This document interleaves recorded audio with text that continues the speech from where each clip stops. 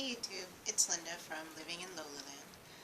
Just coming with a longer, more detailed pre-op update. Sorry, I'm attempting not to say because I made a video earlier and I said it like a million times and that was not fun.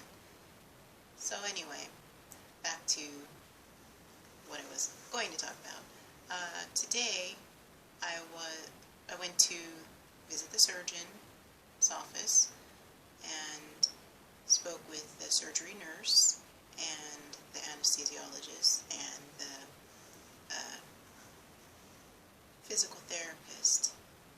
So basically I got something really cool from the physical therapist. Once I am healed and good to go, I get, I guess, a prescription to a gym. And I was like, that's awesome. I have a list to pick from, and I don't know how long this prescription is for, but hey, that's pretty cool. I was planning on going to the local swim house, which has a gym and personal trainers and, of course, pools and saunas. So I was planning on doing that anyway, but now I get a free prescription to go do it and have a trainer. So how cool is that? That's a good way to start the new year. And then the anesthesiologist, she just went over the basics of what's going to happen the day of surgery and after. So that wasn't too bad. And then the surgery nurse gave me my instructions. I have to take 5 antibiotics and, no, 5, I think they're antiprotozoans. It's Flagyl, I guess, for my stomach, because they're going to be working in my intestines. So I'm assuming that's what that's for. And then a Bactrim. They're like huge, like big. I'm glad I will have my stomach still before I take them. So I've got to take those 6 a.m. the day of surgery.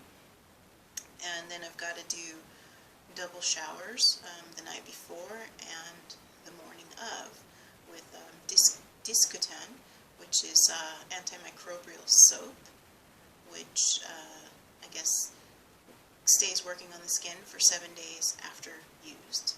So that's my pre-op prep. I was just wondering if any of you guys had to do the same. I guess the Discotan is the same as Hepiclins.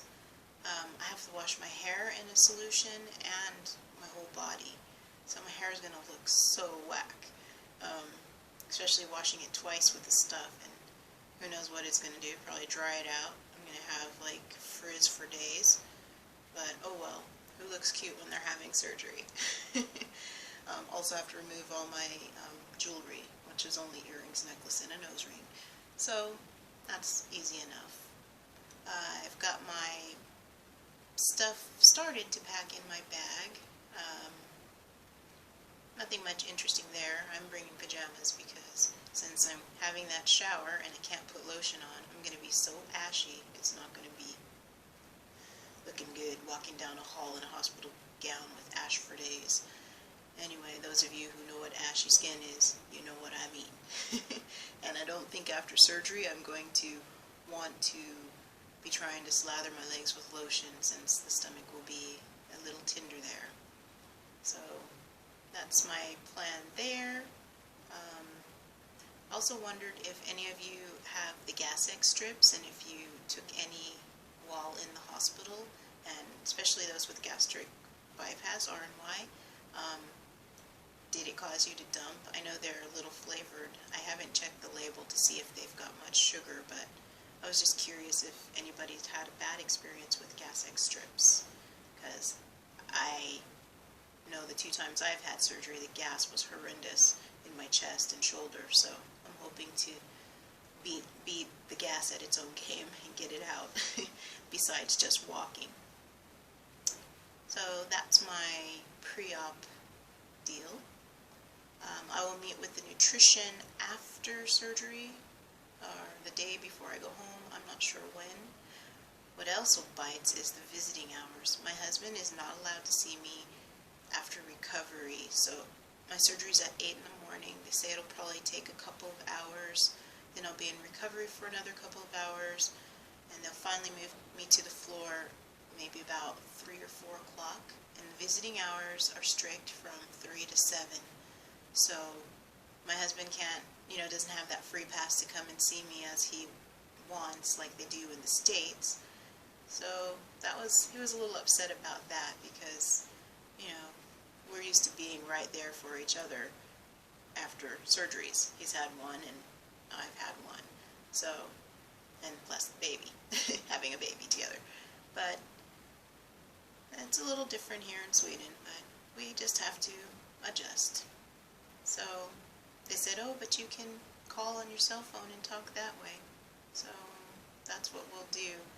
But it would feel, I guess I'm thinking how isolating that must feel, that you're just there in the hospital and your family can't come see you, or at least your husband can't come and see you, a little longer than regular visiting hours. But that's just how it is, and I'll just have to deal with it. And instead of saying I'm saying but.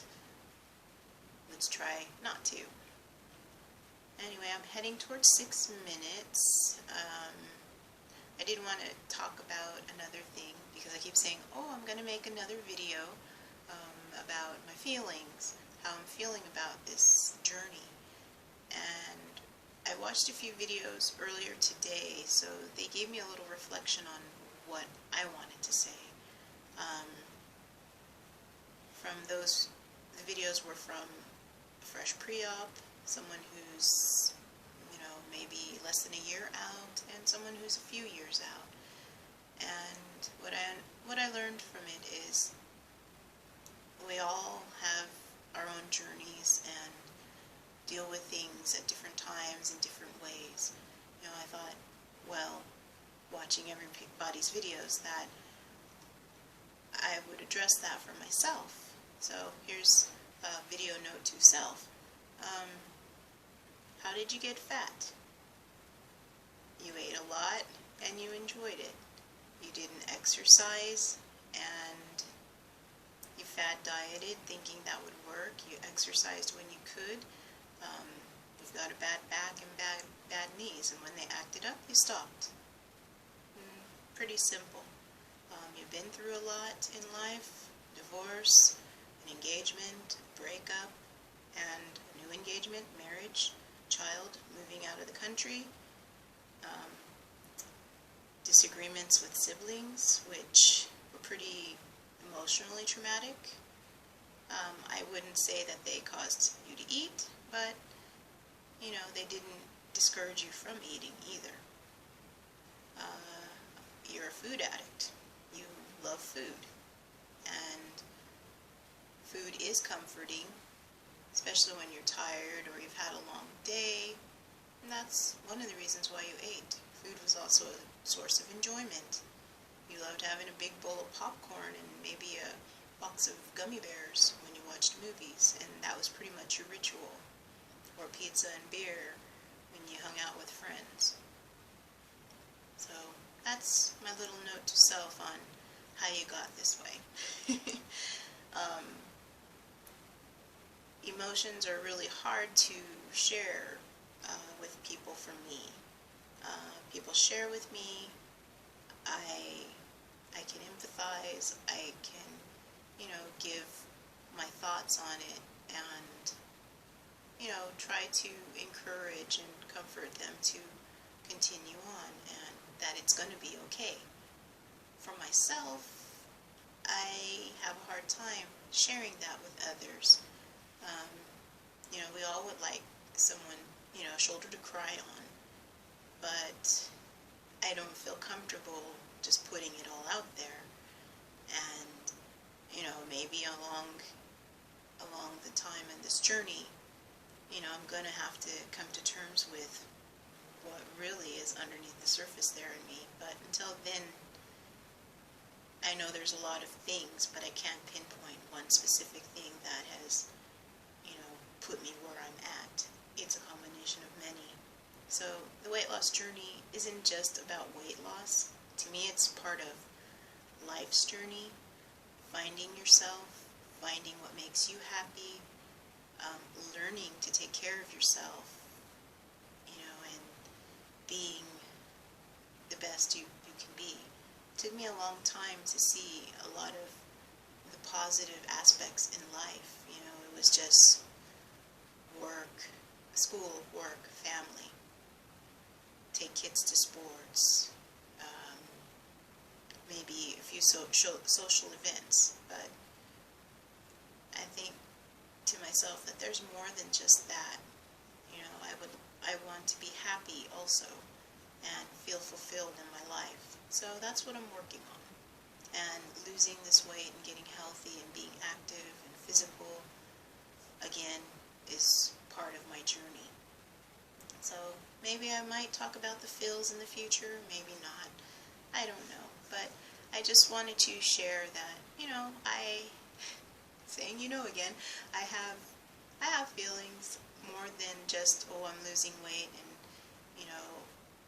I don't want you to think I'm being fake when I write comments to you, and I get real emotional about these things, when I listen to when you all are having a hard time, and we don't know each other. I'm new to the weight loss community, weight loss surgery community, but I like to share because that healer and comforter in me comes out, and I want to give everyone a big hug. I want to tell them it's going to be okay, and I always believe it is going to be okay. Anyway, I'm getting up to 12 minutes, and I don't want to bore you with my blah blah blah, but I will probably make another video, maybe just before I'm going in, the morning of, and of course after, if I can operate my phone or tablet to make a video, since I'll be all alone in the hospital. Boo-hoo. Anyway, thank you all for listening and for subscribing and supporting and giving comments. Thank you for the videos you make, all the wealth of information, the personal sides of you that you share, the funny, the good, the bad, the ugly. Thank you for that. It's helping me on my journey, and it has helped me to make the decision to add weight loss surgery to my journey in life. Alright, that's enough for me. Have a good one, and I will see you in a few days.